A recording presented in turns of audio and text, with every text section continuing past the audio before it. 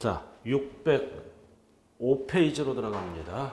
취득세 과세대상, 과세 객체, 과세 물건이라고도 얘기하죠. 항상 과세대상은 법에 열거된 거, 열거주의 몇 개? 14개, 소유권 반드시 암기해야 돼요.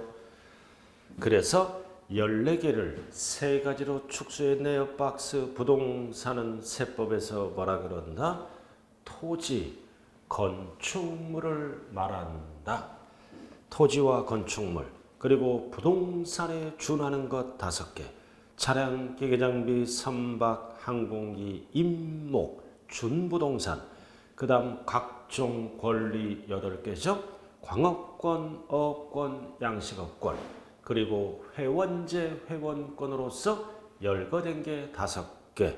골프 회원권, 승마 회원권, 콘도미니엄 회원권, 종합체육시설 이용 회원권, 요트 회원권 8개죠. 각종 권리. 약자가 뭐라고 배웠어요? 골, 콘, 종, 승, 요, 요트 회원권. 스키장 회원권 없어요. 열거된 거. 임차권 없어요.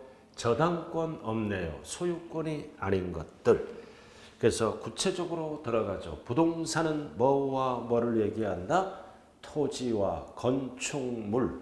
그래서 토지는 법률에 따라 공부상 등록 대상이 되는 토지와 공부상, 그리고 그 밖에 사용되고 있는 포인트가 뭐다? 사실상 토지다. 공부상 토지하면 안 되죠. 세법은 사실관계를 따지는 법이므로 사실상 토지. 자, 토지를 취득해서 미등기 토지더라도 과세를 합니다. 공부상 토지를 말한다 그러면 틀리죠? 등기 안 한 거는 과세를 안 한다는 의미가 되기 때문입니다. 자, 그 다음 건축물. 그래서 세법은 적법, 불법, 허가 여부를 안 따진다. 사실, 실질로 따진다. 그래서 무허가 건축물도 건축물이죠. 포함한다. 그리고 골프 연습장 등 이외 건축물. 그래서 부동산은 토지와 건축물이에요. 건축물은 세 가지를 합쳐서 얘기한다고요. 첫 번째는 건축법상 건축물, 줄여서 건물이라고 얘기하죠. 이게 뭐예요? 지붕, 과, 기둥 또는 벽이 있는 것, 사후에서 줄여서 건물. 그 다음 두 번째는 뭐가 있다? 토지, 지하 또는 다른 구조물에 설치하는 시설물, 줄여서 독립된 시설물이라고도 얘기하죠. 대표적으로 골프 연습장 등. 이거를 뭐라 그래요? 레저 시설. 레저 시설 등등등 열거된 거. 토지, 지하 또는 다른 구조물에 설치하는 시설물, 지붕이 없는 거예요. 레저 시설이 뭐가 있다? 스케이트장, 지붕이 없죠? 이런 거, 스케이트장, 골프 연습장, 지붕이 없네요. 스케이트장, 수영장, 지붕이 없는 것도 있죠. 그래서 지붕이 없더라도 열거된 거, 독립된 시설물, 대표적으로 레저 시설 등등등. 그래서 골프 연습장 등 쭉 있겠죠. 자, 그 다음 건축물에 부수되는 시설물, 대표적으로 승강기, 은행 가면 부착된 금고 다 과세를 합니다. 그래서 건축법상 건축물은 열거된 거는 다 과세한다고요. 그러나 이거를 이 건축 부동산을 팔아먹죠. 그래서 부동산을 뭡니까? 양도를 합니다. 그럼 양도를 할 때 토지는 똑같아요. 양도를 할 때는 토지, 건물이라고 얘기해야 돼요. 부동산은 왜? 지방세법에서는 건축법상 건축물, 독립된 시설물, 레저시설 등 부착된 금고 등 다 과세하니까 건축물이고, 양도세에서는 뭐다? 이에는 과세해야 돼. 독립된 시설물은 과세를 안 하고 건물에 붙어 있는 거. 그래서 양도소득세에서 과세 대상은 토지와 건물을 말한다. 건물 팔 때 엘리베이터 포함해서 팔죠.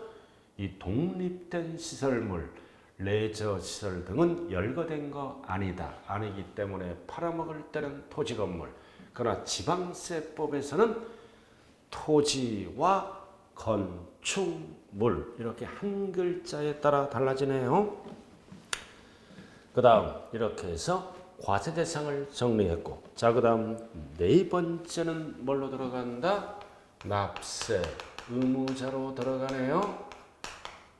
근데 우리가 양도세 과세 대상은 몇 개일까요? 열거된 거 6개. 부부, 축의고, 파생상품 등. 그러나 지방세법에서 부동산은 토지와 건축물, 양도소득세에서 부동산은 토지와 건물. 왜 건물이다? 스케이트장, 레저시설, 골프 연습장, 수영장은 과세를 안 하기 때문에 토지, 건물이라 그래요. 건물. 자, 그 다음 납세 의무자로 들어갑니다. 역시 뭐다? 등기등록에 관계없이 사실상 취득한 자를 얘기한다. 그래서 사실상 취득한 자는 세 글자로 뭐다? 양수인. 양도인 하면 안 되죠? 자, 그 다음 다만 아까 있잖아요. 차량, 기계장비, 항공기, 선박은 회사에서 만드는 거다. 원시는 과세 안 합니다. 실소유자 경제적 부담을 고려해서 어떨 때 승계 취득자만 해당한다. 원시는 해당하지 않는다. 과세를 안 합니다. 그 다음 주체구조부 취득자와 가설한 자. 이게 뭐예요? 갑소유 건물에 은행이 임차를 해서 은행 업무를 하죠. 그럼 남의 건물에다가 은행이 부착된 금고를 설치합니다. 부착된 금고를 설치하면 과세해야죠. 누구에게? 주체구조부 취득자, 즉 건물주에게 과세합니다. 그럼 결론은 뭐다? 가설한 자는 납세할 의무가 있다 없다? 없다. 주체구조부 취득자. 왜? 내 건물에 뭐다? 은행이 들어왔죠? 부착된 금고를 설치하면 건물 가치가 올라가요. 이거를 계수라 그래요. 그럼 건축물 소유자, 주체구조부 취득자입니다. 그리고 상속을 받으면 여러 명이 받으면 각자가 내는 거고, 각자. 그리고 각자는 원칙이 자기 것만 내는데 한쪽이 안 낼 수도 있죠. 그래서 항상 각자는 함께 책임을 지는 뭐가 있다? 연대하여 납세할 의무가 있다. 그리고 항상 괄호 조심해야 돼요. 피상속인이 상속인에게 유증. 유증이 뭐다? 유언에 의한 증여도 출시는 증여지만 세법에서는 뭐에 포함한다? 상속에 포함한다. 제외한다 그러면 안 돼요. 포함. 이유는 뭐다? 사망해야 재산이 이전되기 때문에 세금 계산할 때는 상속에 포함한다. 자, 그 다음 조합원. 지역주택조합과 재건축조합, 소균초 재건축조합이. 그래서 이거는 조합이 사업을 진행하더라도 조합원용은 새 아파트가 되면 취득세를 누가 내야 돼요? 조합원. 조합원용이 포인트네요. 그러나 뭐가 나와 있다? 비조합원용 부동산은 일반 분양분이죠. 그럼 토지를 조합에게 이전시킨다고요. 그럴 때 비조합원용 부동산은 조합원이 내는 게 아니라 누가 낸다? 조합이 납세 의무자가 된다. 조합. 어떤 용어가 들어갔을 때 비조합원용. 그래서 조합원용은 조합원이 내고 비조합원용은 조합원에서 제외해서 조합. 그 다음 대여 물건의 수입자죠. 자, 외국인 소유. 그래서 외국인 소유가 들어가면 내 것은 아니지만 누가 취득세 납세의무자가 된다? 수입하는 자. 그래서 외국자가 들어가면 수입하는 자가 납세의무자가 되겠네요. 자, 그 다음 넘어가 보죠.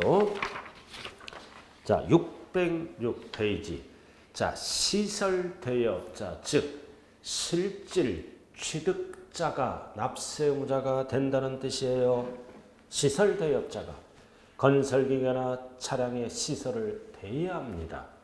그럼 이용자가 내는 게 아니라 뭐다? 시설대여업자, 원래 실질 취득자가 납세의무자가 되는 겁니다. 이용자가 아니라 원래 주인, 시설대여업자. 자, 그 다음 취득이 아니라 그 다음 변경했잖아요. 지목 변경, 종류 변경. 그럼 취득세 누가 내야 돼요? 가액이 증가하면 변경 시점의 소유자. 절대로 취득 시점 하면 안 돼요. 이건 취득한 게 아니야. 변경해서 가액이 증가됐네요. 변경 시점의 소유자. 그 다음 실제 취득대금을 지급한 자. 이에도 뭐다? 실제 취득자가 납세의무자가 된다. 대표적으로 지입차량이죠. 그 다음 기계장비나 차량을 기계장비 대여업체 또는 운수업체 명의로 등록을 합니다. 등록을 했다. 지입차량이죠. 그럼 차주가 내는 거예요. 회사 명의로 등록을 해서 사업을 하더라도 항상 세법은 실질 취득자가 낸다. 그래서 취득대금을 지급한 자, 꼭대기도 뭐다? 실제 취득자, 시설대여업자. 이에도 실제 취득대금. 자, 그 다음 가장 중요한 게 하나, 둘, 셋이에요. 여기에서 납세의무자가 출제된다면 여기에서 출제돼요. 나머지는 다 반복 교육을 통해서 할 수 있는 거네요. 자, 첫 번째는 배우자 또는 직계 좀비속 간의 이전이다. 암기하면 안 돼요. 배우자 직계 좀비속 간의 이전은 뭐다? 가족 간의 이전은 상식이 뭐다? 대가가 없다. 대가가 없다. 그래서 뭘로 취득한 걸로 본다? 증여로 취득한 걸로 본다. 그래서 취득세에서는 본다와 보지 아니한다를 구분 잘해야 돼요. 그럼 증여를 뭐라고도 얘기하나요? 무상으로 취득한 걸로 본다. 똑같은 거예요. 그러나 가족 간의 거래도 대가 지급이 증명되는 거래나 입증되는 거래는 뭘로 본다? 유상으로 취득한 걸로 본다. 급부에 대한 반대급부가 있는 거죠. 왜 이렇게 구분할까요? 세율이 다릅니다. 세율이 다르기 때문에 증여와 이렇게 유상으로 구분한다. 여러 가지가 또 있지만 첫 번째 세율이 다르다. 취득세가 달라요. 그래서 가족 간의 이전은 꼭대기 대가가 없다. 증여로 취득한 걸로 본다. 그 다음 밑에 보시면 다음 어느 하나에 해당하는 경우에는 뭐다? 대가 지급 사실을 증명 입증되는 거래는 뭘로 본다? 유상으로 취득한 걸로 본다. 8가지 사례가 있네요. 1번, 2번, 3번, 4번 가나다라 지문이 나오면 증여가 아니라 유상으로 취득한 걸로 본다. 그럼 1번 공경매. 가족 간의 공경매도 대가가 지급되는 거래입니다. 그리고 밑줄 긋고 파산 선고. 가족이 파산 선고를 받아. 그래서 가족이 취득함. 여기에서 가족은 배우자 직계 좀비속을 얘기하는 거죠. 그래서 법원을 통해서 돈이 지급되는 거다. 그 다음 가장 많이 나오는 게 3번입니다. 권리의 이전이나 행사에 등기 또는 등록이 필요한. 왜 필요한이다? 그래야 등기처야. 정부가 알죠? 서로 교환했다. 그럼 교환은 유상으로 돌아갑니다. 대가를 주고 대가를 받는 거잖아요. 물건이란 대가. 그래도 교환은 유상. 뭐에 속지 말자? 무상에 속지 말자. 그 다음 4번. 해당 부동산들의 취득을 위하여 그 대가를 지급한 사실을 증명됐잖아. 그럼 가장 증명하는 방법은 뭐가 있어? 소득으로 증명했다. 벌어서 취득하면 유상으로 갑니다. 그 다음 니은 소유재산을 처분하고 또는 담보잡혀서 금액으로 증명했다. 돈이 나가는 거죠. 그리고 디귿은 이미 상속세, 징여세를 과세했습니다. 그럼 나는 뭐를 갖고 있어요? 상속재산, 수중재산을 갖고 있다. 그래서 상속재산으로 대가를 지급했다. 그럼 이거는 뭐다? 물건을 받고 재산을 주는 거죠. 즉 가족 간의 뭐다? 교환, 유상입니다. 그리고 리을 이미 위에 준하는 것으로서 취득제의 재산으로, 즉 재산 주고 재산 받았죠. 즉 이에도 가족 간의 교환이다. 유상이다. 그래서 가족이란 단어가 배우자, 직계, 좀비속 간의 이전은 원칙이 대가가 없다. 증여. 대가 지급 사실이 증명 입증되는 거래는 유상으로 취득한 걸로 본다. 이해를 해야 돼요. 암기하면 못 풀어요. 이해 위주로 공부를 하시라고요. 자, 그 다음 두 번째는 가장 많이 나오는 출제 중에 하나가 부담부 증여다. 증여는 증여인데 부담부 증여를 하죠. 예를 들어서 5억짜리 부동산을 부담부 증여합니다. 부담부 증여가 뭐다?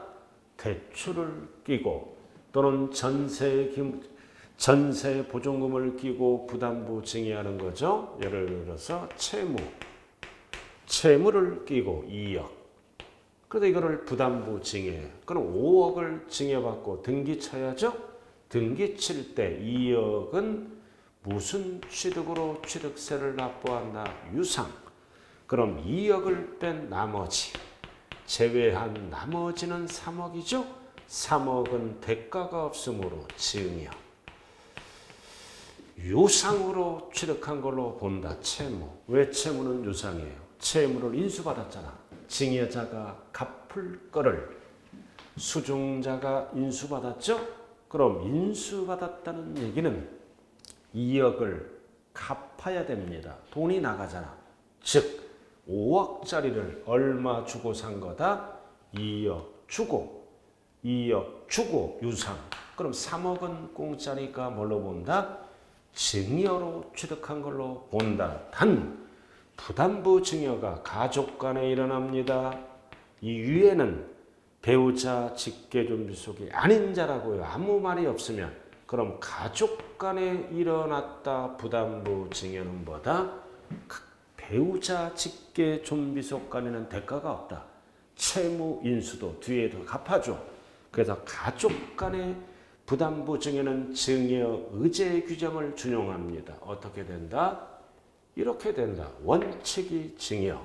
입증하면 유상으로 바뀌네요. 그 얘기예요. 그래서 1번. 증여자의 채무를 인수하는 부담부 증여. 채무에게 상당하는 부분 밑줄 긋고 채무를 인수했죠. 그럼 뭘로 본다? 유상으로 취득한 걸로 본다. 근데 나머지 채무를 제외한 나머지는 마지막 줄 나와 있죠. 공짜. 증여로 취득한 걸로 본다. 2번입니다. 1의 경우 채무 인수액 이외는 뭘로 본다? 증여. 똑같은 지문이 뭐다? 무상입니다. 무상. 자, 근데 뭐라고? 다만 배우자 또는 직계, 좀비속 간에 부동산을 이전할 때는 가족 간에는 대가가 없다. 뭘로 본다? 전체 5억을 증여로 취득한 걸로 본다. 그 뜻이네요. 다만 가족 간의 부담부 증여도 입증 증명하면 뭘로 바뀐다? 채무 인수는 유상으로 바뀐다. 그래서 이 부담부 증여가 출제되면 배우자 직계존비속이 아닌 자는 무조건 채무는 유상, 나머지는 증여입니다.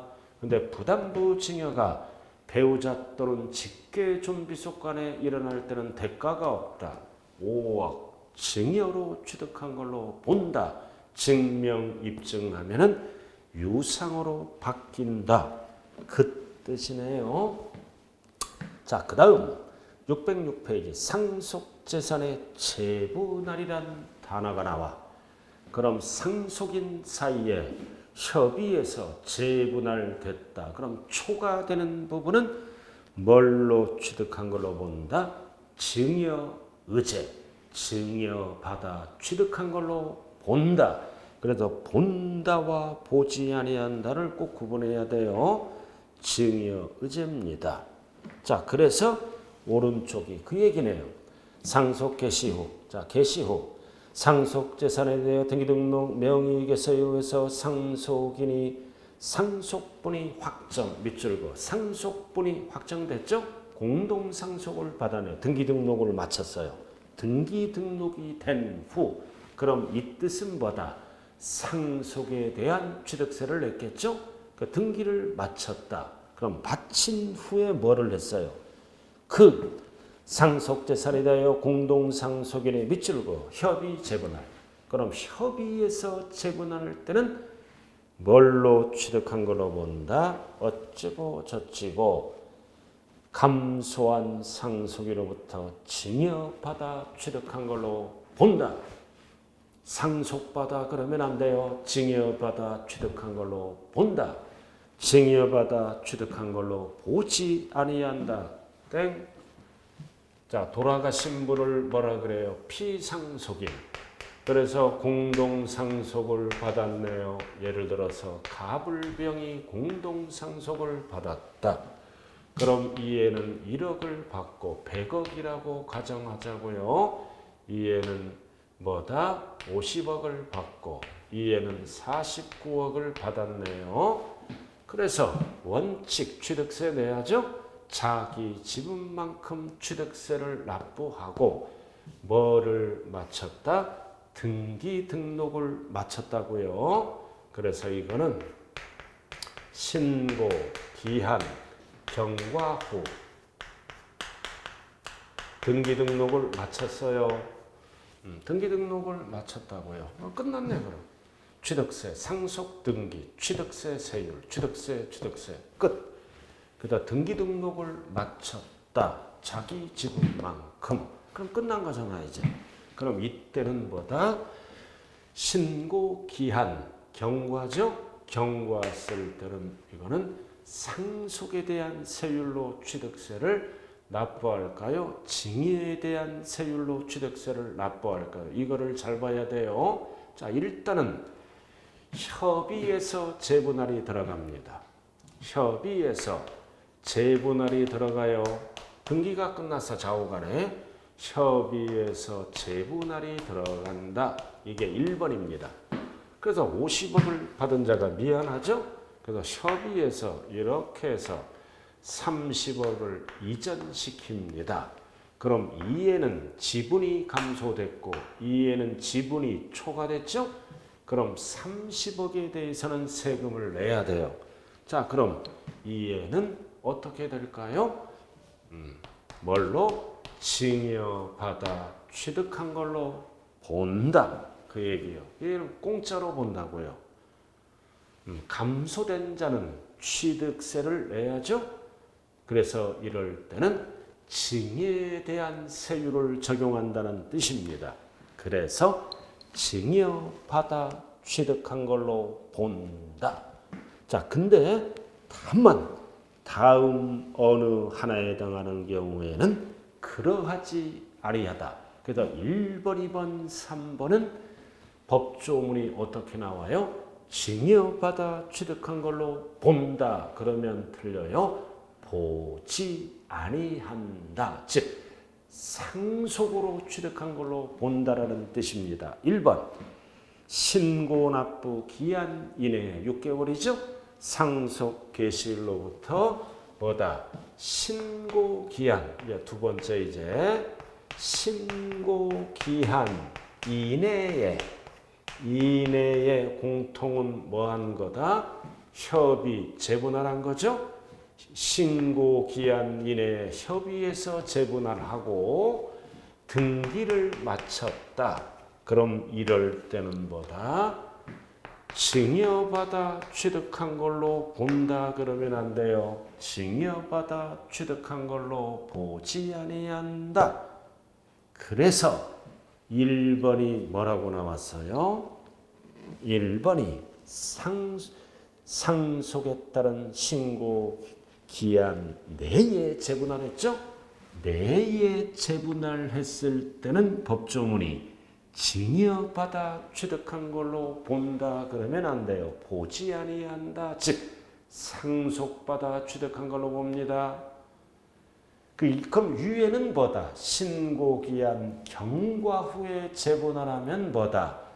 증여받아 취득한 걸로 보고 그래서 세금을 덜 내려면 신고기한 이내 재분할하라. 그랬을 때는 상속받아 취득한 걸로 본다. 시험은 이렇게 안 나와요.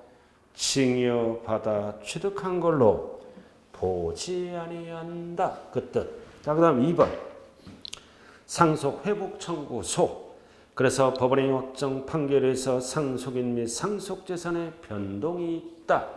포인트가 상속 회복 청구소에서 지분이 변동이 있다면 역시 증여받아가 아니라 상속받아. 그러니까 이게 이해만 하면 돼요. 이게 무슨 뜻일까요? 갑, 을, 병. 그래서 을과 병이죠. 그죠? 그래서 서로 협의합니다. 그래서 갑에게 100억을 모두 주자. 협의했어요. 이렇게 을이 찾아와 이렇게 병에게. 어려우니까 갑에게 100억을 이전 지금 도장 찍으면 전체 재산이 넘어가죠? 어려우니까. 근데 병이 나중에 보니까 이 갑에게 이전된 줄 알았는데 을에게 이전됐어. 그럼 이건 뭐다? 속았잖아. 갑에게 주기로 협의했는데 을이 자기 앞으로 등기를 해버렸어. 그러면 병은 소송을 제기하죠. 소송을 제기해서 자기 지분을 되찾아오잖아요. 그럼 이거는 증여가 아니라 뭐다? 상속으로 취득한 걸로 본다. 그 뜻이에요. 그 3번도 같은 의미예요. 채권자 대위권 행사에 따라 공동상속인들이 법정상속원대로 등기등록을 치고 협의 분할해서 재산 분할할 때는 역시 상속이다. 그래서 1번, 2번, 3번은 포인트가 뭐다? 증여받아 취득한 걸로 본다. 그러면 틀려요. 보지 아니한다. 그래서 1번, 2번, 3번은 상속받아 취득한 걸로 본다. 그러나 시험은 법조문대로 나와요. 1번, 2번, 3번 지문이 나오면 뭐다? 증여받아 취득한 걸로 본다가 아니라 보지 아니한다로 되겠네요. 자, 그 정도만 정리하시고요. 자, 607쪽으로 들어갑니다. 자, 택지공사가 준공된 토지에 뭐다? 사실상 지목 변경을 했네요. 1번. 607쪽. 공간 정보의 구축 및 관리 등의 법률에 따른 국토의 계획 및 법률에 따라 관계명령 쭉 나오잖아요. 그죠? 자, 포인트는 뭐다? 준공된 토지에 정원 등을 조성 설치했다. 땅 위에. 그럼 땅 가치가 올라가죠? 그러면 취득세는 누가 내야 된다? 토지 소유자가. 포인트가 뭐다? 토지에 정원 등을 설치하거나 조성하면 토지가액이 증가되니까 증가분은 토지 소유자가 취득한 걸로 본다. 그래서 본다와 보지 않는다 정리해야 돼요. 다만 건축물을 건축하면서 포인트는 뭐다? 건축물에 정원 등을 설치하거나 조성했죠? 그럼 건축물 가액이 증가되잖아. 그럼 이럴 때는 누가 납세 의무자가 된다? 건축물을 취득한 자. 그래서 1번은 토지에 그러면 토지 소유자가 2번은 건축물에 하면 건축물 소유자, 건축물 취득자. 자, 그 다음 신탁재산의 위탁자, 지위자. 그래서 우리가 신탁법에 따른 신탁은 취득세가 비과세죠. 신탁법은 형식적이잖아요. 가불병.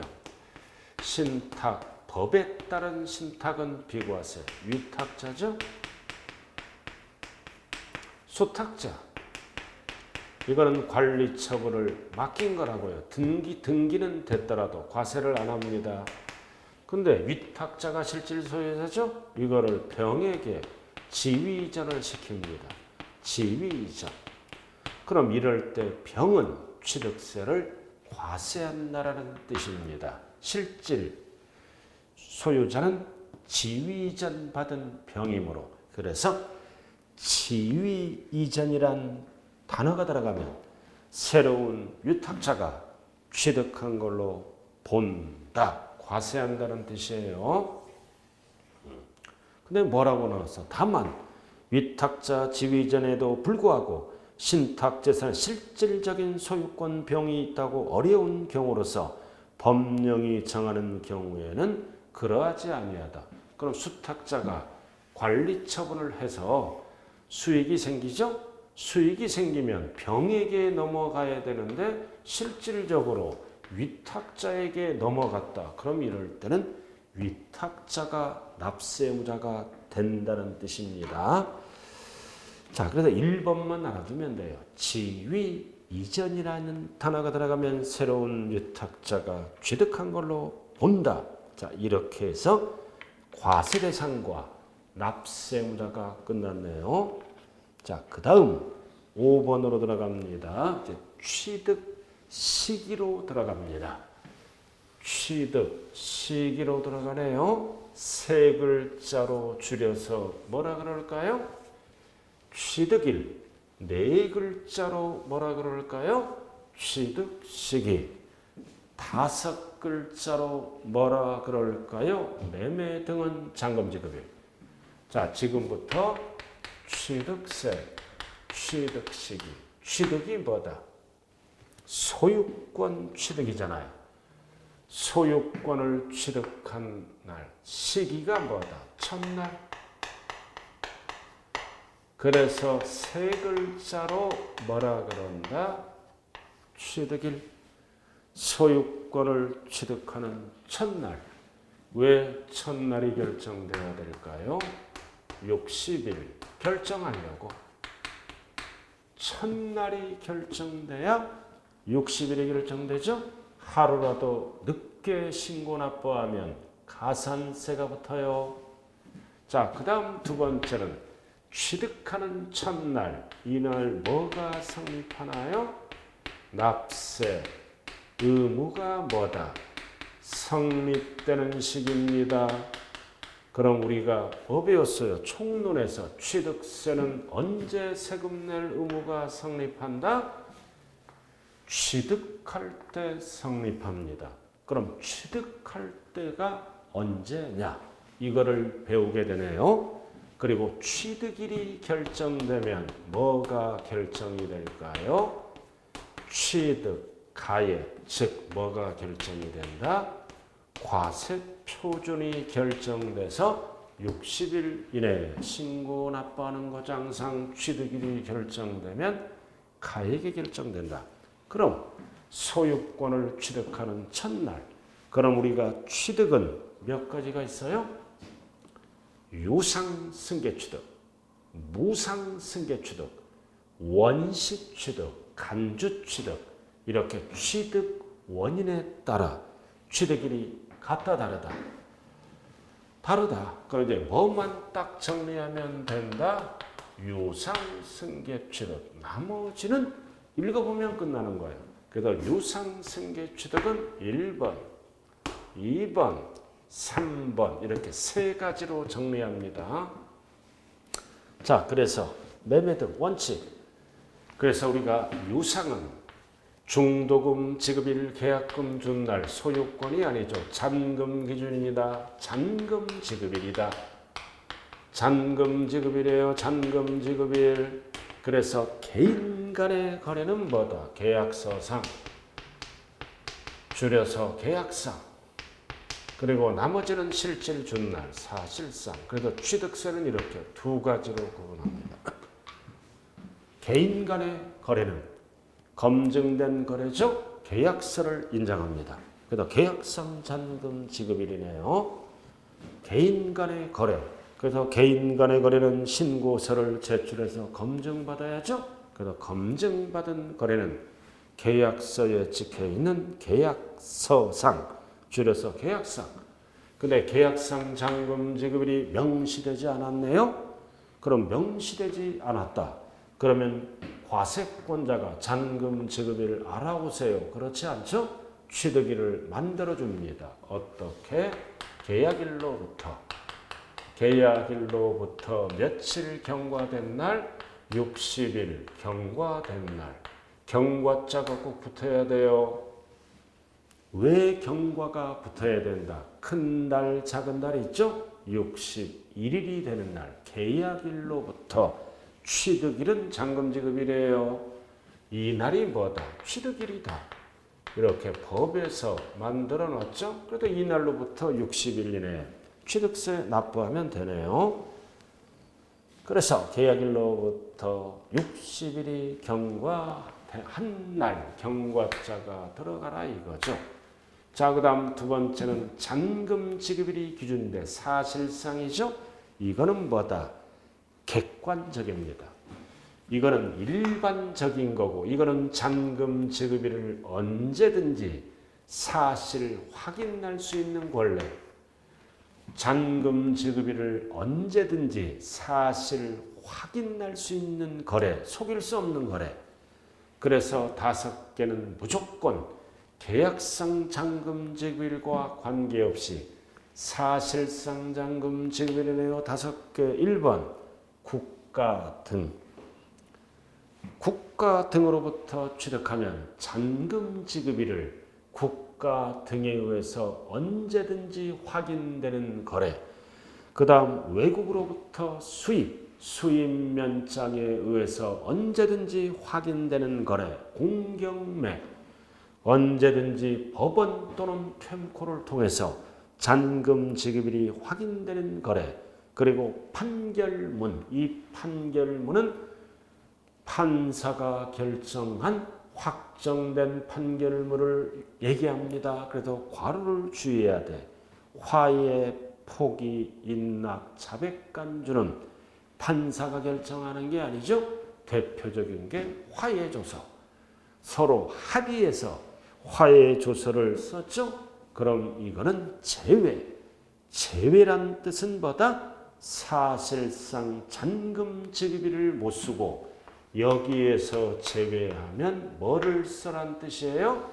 계약상 잔금 지급일을 써라. 안 믿어준다고요. 자, 그리고 법인 장부. 항상 장부는 증명돼야죠. 증명되는 경우는 잔금 지급일을 법인 장부를 통해서 언제든지 확인된다. 5가지예요. 약자가 뭐로 배웠어요? 국수 먹으러 공판장으로 갑니다. 공판장으로 가는 거래는 속일 수가 없다. 언제든지 뭐만 쓴다? 사실상 잔금 지급일. 그래서 5개를 뺀 나머지는 무조건 뭐를 쓴다? 계약상 잔금 지급일을 씁니다. 그래서 여기서 중요한 거는 판결문이에요. 이거는 민사나 행정소송에 의한 확정된 판결문을 얘기하는 겁니다. 그래서 화해조서 등은 판사가 결정하는 게 아니므로 제외. 그럼 뭐를 쓰라는 얘기다? 여기서 제외한 거는 다 계약서를 인정합니다. 계약상으로 가라는 뜻입니다. 자, 예를 들어서 사실상 잔금 지급이 5월 20일입니다. 그러나 계약상 잔금 지급일은 5월 20일이래요. 그럼 취득일은 5월 20일일까요? 5월 21일일까요? 그래서 이렇게 따로따로 따지는 거예요. 따로따로. 다섯 가지 가는 건 무조건 5월 21일. 그럼 다섯 가지 중에 어느 하나라도 해당되면 실질 잔금 준 날 이렇게 따로따로 따진다고요. 왔다 갔다 하면 안 돼요. 따로따로 따지는 거다. 그래서 결론 다섯 개는 언제나 사실상 다섯 개를 뺀 나머지는 언제나 계약상 잔금 지급일이다. 자, 그 다음 3번 계약이 해제됩니다. 자, 일반적인 거래죠. 해제됐을 때는 어떻게 해제를 시켜야 돼요? 등기 등록을 하지 아니하고 밑줄 긋고요. 자, 며칠 이내 계약을 해제시켜야 돼. 60일. 입으로만 떠들면 안 되죠. 입증 서류로 증명해야 됩니다. 그럴 때는 취득으로 보지 않는다. 그래서 밑에 1번, 2번, 3번, 4번 이런 서류를 며칠 이내에 60일 이내에 계약이 해제된 사실을 입증하면 취득으로 보지 않는다. 중요한 것은 출발이 뭐다? 등기 등록을 하지 않냐고. 등기 등록을 한 후 그러면 취득으로 본다. 취득세 납부했으니까 등기 등록을 아니하고 60일 이내에 계약 해제 서류로 입증하면 취득으로 보지 아니한다라는 뜻이네요. 자, 넘어가죠. 자, 그 다음은 이제 순 번호와 관계없이 무슨 취득이다? 연부. 우리가 연부는 연으로 나누어서 지급하는 거죠. 연부는 몇 년 이상 계약서를 쓰는 거다. 2년 이상 쓰면은 세법에서는 연부거래다. 그럼 연부거래는 취득일이 언제다? 사실상 연부금 지급일입니다. 연부자가 꼭 들어가야 돼요. 1번, 2번과 구분하기 위해서. 절대 계약상 하면 안 돼요. 사실상. 왜 사실상이 들어갔어요? 연부금 지급할 때마다 사실 확인이 되는 거래이기 때문에 계약상을 안 써요. 사실상만 쓴다. 자, 예를 들어서 갑돌이가 지자체로부터 지방자치단체로부터 100억짜리 부동산을 연부 취득합니다. 계약서를 5년 썼어. 자, 지방자치단체 등으로부터 100억짜리 부동산을 갑돌이가 취득하는 거죠. 갑돌이가 연부로 취득했잖아요. 5년. 그럼 1년에 20억씩 두죠. 그럼 이제 계약금을 10% 주잖아요. 계약금.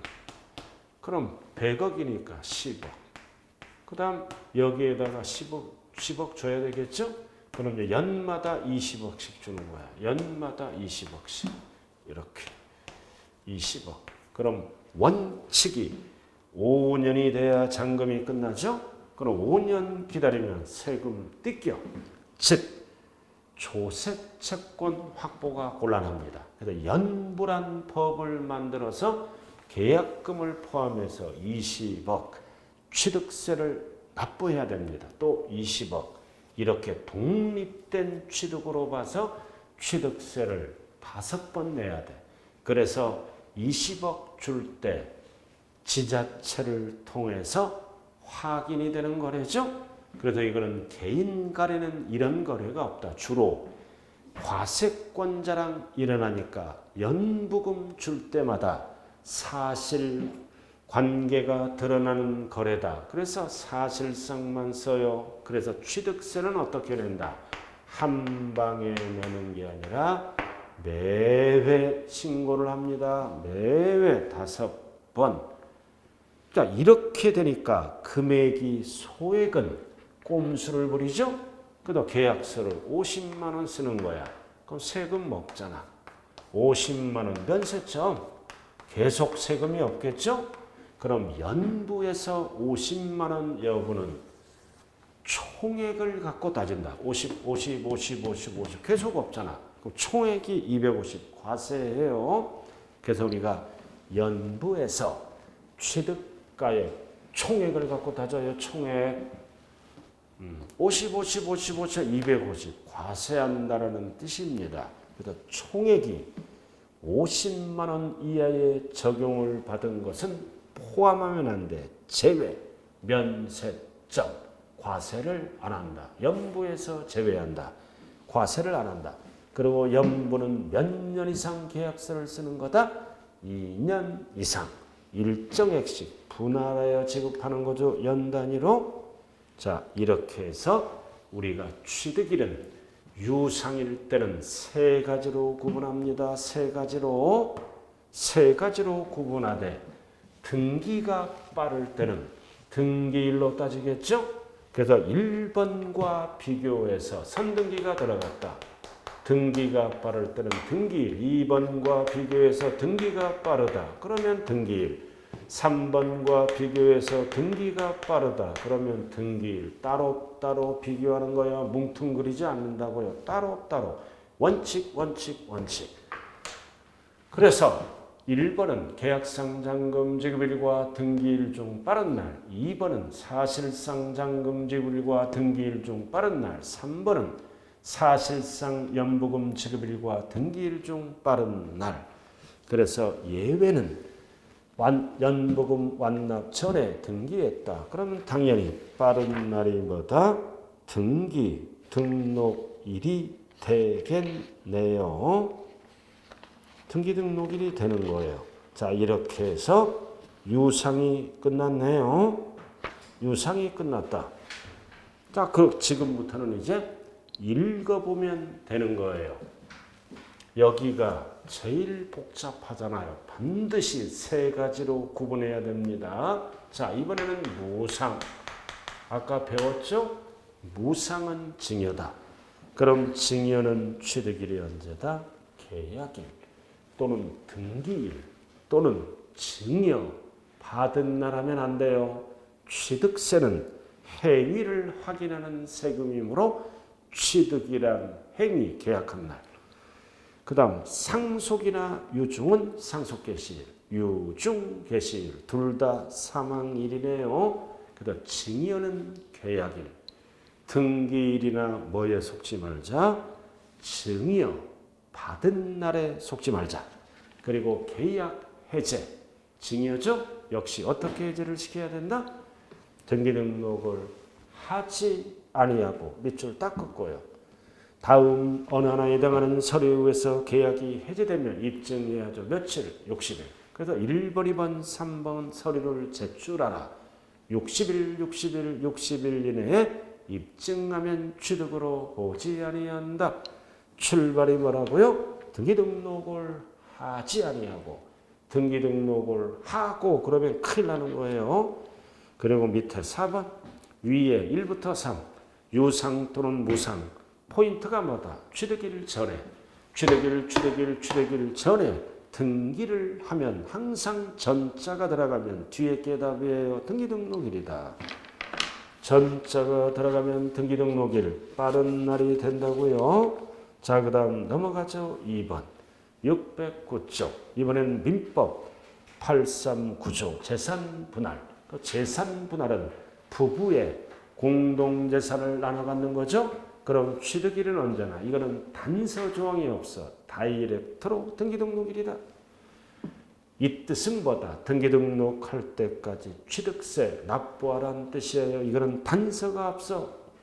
이게 뭐다? 83조 등이 이혼 등을 얘기하는 거죠.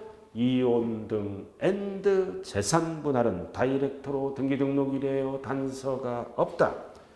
자, 그 다음 5번은 원시 취득이네. 이번에는 건축물을 건축 및 비조합원용 토지의 취득이다. 그럼 건축물을 건축 또는 개수하면 취득일이 허가를 받는 거죠. 사용 승인서를 내주는 날과 큰 것만 봐요. 미리 입주할 수도 있다. 사실상 사용일 중 빠른 날. 이게 법조문이에요. 사용 승인서를 내주는 날이 취득일이다. 틀려요. 사실상 사용일 중 빠른 날이 법조문이라고요. 그리고 밑에 사용 승인서를 내주기 전에 그럼 전자가 들어가면 뒤에 게 답이죠. 전에 뭐 했어요? 임시 사용 승인을 받은 경우에는 임시 사용 승인을 말하고 사용 승인서 또는 임시 사용 승인서를 받을 수 없는 건축물은 5글자로 뭐다? 무허가 건축물입니다. 무허가는 사용 승인이 안 떨어지죠? 무허가는 무조건 취득일이 언제다? 사실상 사용이 가능한 날 또는 뭐다? 사실상 사용일을 얘기를 합니다. 자, 이렇게 해서 우리는 항상 큰 것이 허가를 받았다. 사용 승인서를 내주는 날과 사실상 사용일 중 빠른 날이다. 어렵게 나올 때 괄호를 물어보네. 거기 괄호 도시개발법. 도시개발법에 의해서 뭐다? 환지 처분 받은 주택을 취득했을 때는 공법용어를 안 쓴다. 준공검사 증명서를 내주는 날과 사실상 사용일 중 빠른 날이다. 그 다음 두 번째 줄 정비법이죠. 자, 도시 및 주거환경 정비법에 의해서 소유권 이전 받은 뭐다? 주택이에요. 주택이고 그럴 때는 공법용어를 안 쓰고 준공 인가증 준공인가증을 내주는 날과 사실상 사용일 중 빠른 날이다. 자, 이게 뭐냐면은 괄호가 주택의 주택, 건축물의 주택이 들어가잖아요. 그래도 도시개발법에 의해서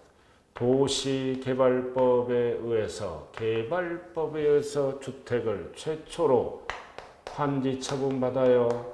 환지 처분 받은 주택은 공법용어를 안 쓴다. 환지 처분 공고일의 다음 날 하면 큰일 나죠. 취득세를 빨리 걷기 위해서 용어가 뭘로 시작한다? 준공 인가증을 내주는 날과 사실상 사용일 중 빠른 날로 가겠다는 뜻이에요. 준공검사. 그 다음 정비법에 의해서 건축한 주택을 정비법이죠. 소유권을 취득했다. 그럼 이해든 공통사항이 뭐야? 준공으로 시작하는 거. 증명서, 인가증을 내주는 날과 사실상 사용일 중 빠른 날. 중요한 거는 공법용어를 쓴다, 안 쓴다? 안 쓴다. 그래서 괄호 개발법이 나왔다. 준공으로 시작합니다. 검사증명서. 정비법이 나왔다. 준공으로 시작합니다. 인가증을 내주는 날과 사실상 사용일 중 빠른 날이다. 그래서 이거는 뭐다?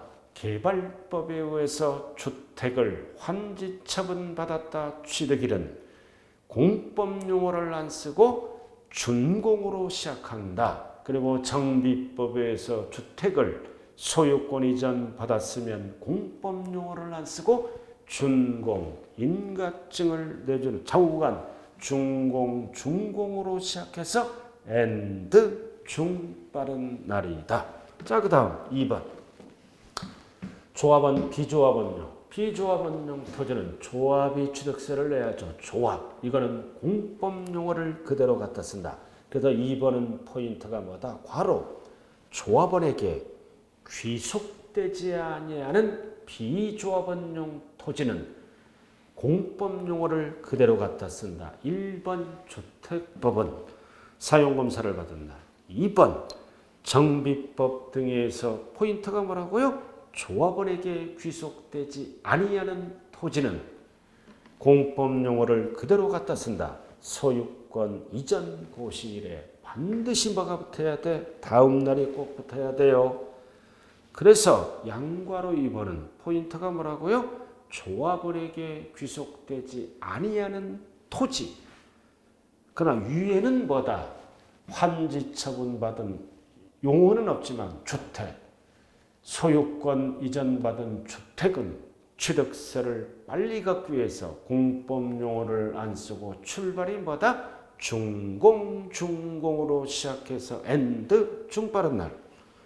자, 그 다음 6번은 지목 변경은 간주취득이죠. 역시 뭐다? 중빠른 날.